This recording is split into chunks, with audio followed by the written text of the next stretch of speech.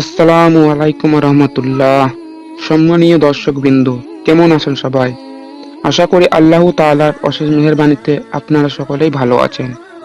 আজকের ভিডিওতে আমরা আলোচনা করব মোনাজাত করার সঠিক নিয়ম, অর্থাৎ মোনাজাতে কিভাবে হাত তুলবেন, কিভাবে বসবেন ও মোনাজাতের আগে ও পরে কি দোয়া পড়বেন সেই সম্পর্কে আলোচনা করব। তাই অবশ্যই ভিডিওটি শেষ পর্যন্ত মনোযোগ সহকারে দেখবেন। সম্মানিত দর্শকবৃন্দ, প্রথমেই আমরা আলোচনা করব মোনাজাত করার সময় কিভাবে বসবেন।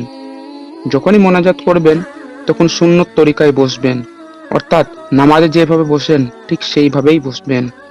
এবার চলুন জেনে নিই মোনাজাত করার সময় কিভাবে হাত উঠাবেন। যখন আপনি মোনাজাত করবেন তখন আপনার হাত দুটি সিনা বরাবর উঠাবেন, এই পরিমাণ উঠিয়ে আল্লাহ তাআলার কাছে দোয়া করবেন।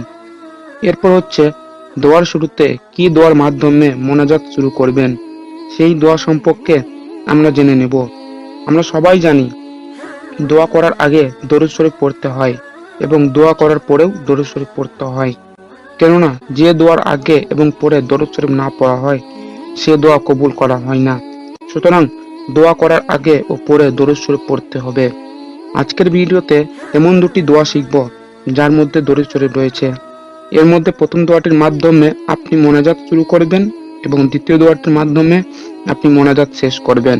প্রথম দোয়াটি হলো আলহামদুলিল্লাহি রাব্বিল আলামিন ওয়াসসালাতু ওয়াসসালামু আলা সাইয়্যিদিন আম্বিয়া ওয়াল মুরসালিন ওয়া আলা আলিহি ওয়া আসহাবিহি আজমাইন। এই দোয়ার মধ্যে দরুদ শরীফ ও আল্লাহ তাআলার প্রশংসা করা হয়েছে।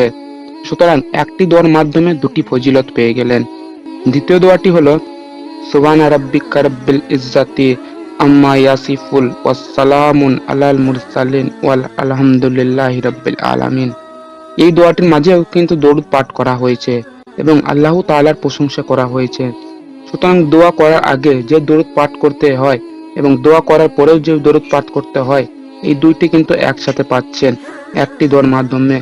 সুতরাং আপনি কেন এই সুযোগ হাতছাড়া করবেন যেখানে একটি দোয়ার মাধ্যমে দরুদ শরীফ রয়েছে এবং আল্লাহ তাআলার প্রশংসা রয়েছে।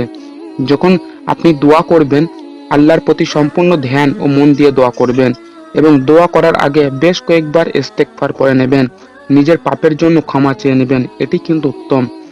সুপ্রিয় দর্শক, এই দুটি দোয়া আমরা সকলেই মুখস্থ করব, বেশি বেশি করে আমল করব ইনশাআল্লাহ।